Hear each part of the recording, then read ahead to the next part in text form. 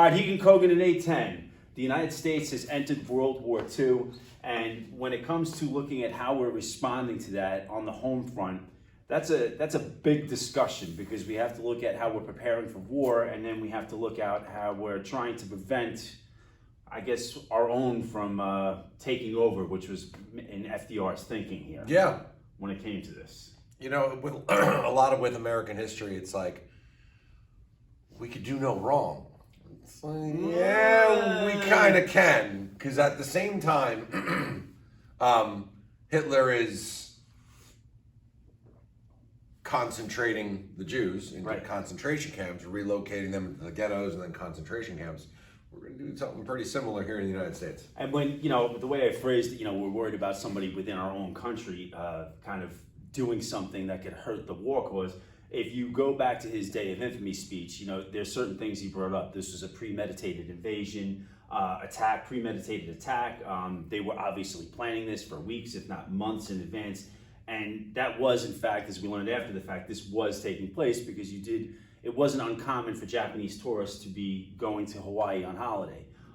Here, the fear is that, well, if that happened in Hawaii, we could possibly have Japanese Americans, key point here, possibly working to hurt our cause. Of course, we wind up finding out that was not the case whatsoever. However, going back and looking at that, we have that kind of luxury, still is not going to make this right what was going on. Yeah. So this gets us into Executive Order 9066. Again, when you're looking at Executive Order, this is by authority of the president, really.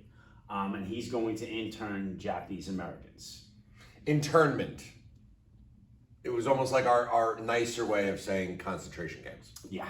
Because they were really the same. Yeah, they were the same, but the thing is that what Hitler was doing with the Jews in the Holocaust and those concentration camps, completely different. But yeah, the fact that you are rounding up a group of people and putting them into a camp based on their own background is pretty horrible. Surrounding them with barbed wire and German shepherds. It's a horrible look. But again, the unfortunate thing is that when you do have certain world events that are taking place, and a particular group is a subject or a topic of that conversation, this is the unfortunate thing you sometimes see. Jabs keep moving. This is a white man's neighborhood.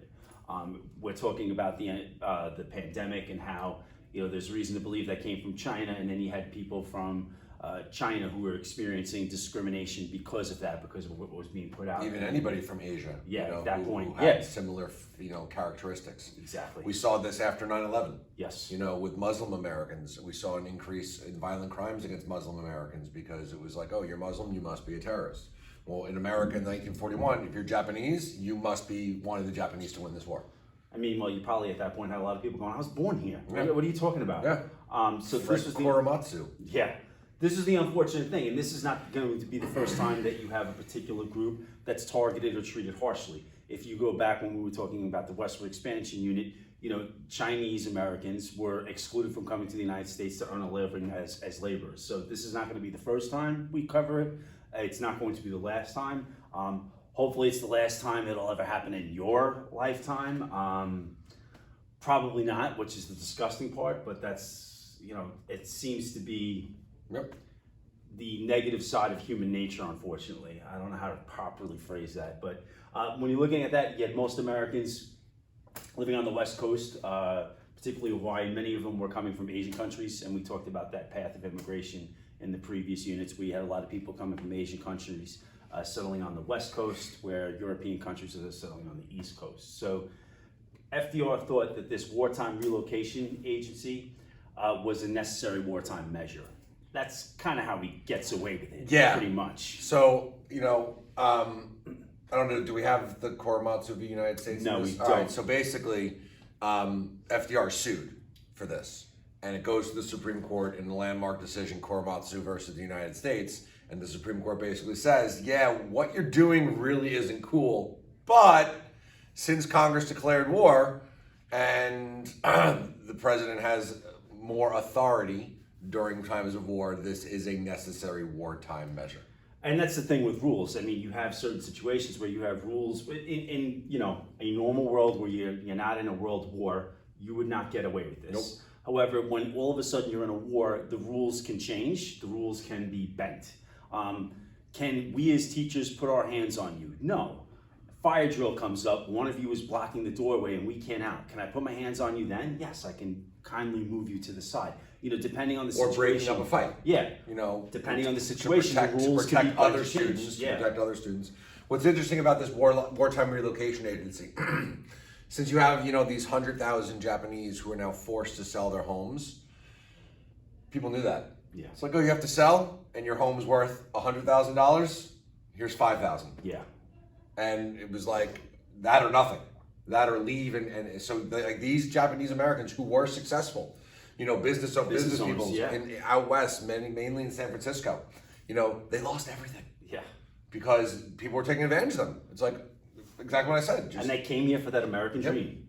And a lot of them were successful. You're coming here from another country, or your parents did, and you built a life for yourself. You built a life for yourself. You were successful as a small business owner. And now this happens. Yep. And when it comes to, it takes people lifetimes or a long time to establish what they have, and to have it all just wiped away with one movement of a pen by the president is just horrible. So Japanese Americans, as we were talking about, were forced to live in these relocation camps. Something that Mr. Kogan mentioned before. This wound up going to the Supreme Court, and they ruled that it was a necessary wartime measure. But again, there is a kind of reaction as to what's going on, what happened with the bombing of Pearl Harbor, and the United States government, particularly FDR, felt that this was something necessary that should be done. Yeah, because he was fearful that there were spies, that Japanese Americans may have been sympathetic for the Japanese, sure, for Japan, and were going to be conveying information, and this was happening in New York with Germans. Yes. German, I don't know if they were German Americans, but they were definitely Germans. I found out in my town. Yeah. I told you this. I found out in my town there was like some German spy who had a secret radio station in his basement and was radioing U-boats in the Long Island Sound. And a German, yes, to bring it up the Long Island Sound, a German submarine did actually land, I want to say, somewhere near Sag Harbor. Yeah. And they actually got off the sub and made it into Manhattan. There's that story. When we're looking at the relocation of these camps, most of these shelters and structures were abandoned military barracks that were no longer needed by the U.S. government. So if you get into a point where they were staying, yes, they had a roof over their head, yes, they were in a community, but this was structures that were no longer deemed necessary for the U.S. government to use. And who knows what kind of, when you look at the conditions, not that great. I mean, this is, when you know the story behind these pictures, it's heartbreaking. It looks like a concentration camp. Yeah. I have a picture of my presentation. You see them all standing behind a barbed wire fence right here. Yeah, the same one. These are American citizens. Yeah, American citizens in America. This is how the government was treating them because they were different, because they came from Japan, or their ancestors came from Japan. And again, just the moving off. This is like, you're herding cattle at this point, at a certain point, and that's what you're doing to people, which is really unfortunate. And the rest of America didn't care. No. Because it's not me. It's not me. They weren't white. And Japan attacked us, so, They went along with it. Yep. They went along with it. This is one that always kind of gets you, because here they are in a camp, pledging allegiance to the flag, to something they're supposed to support. Meanwhile, you're in a barbed wire area to keep you in.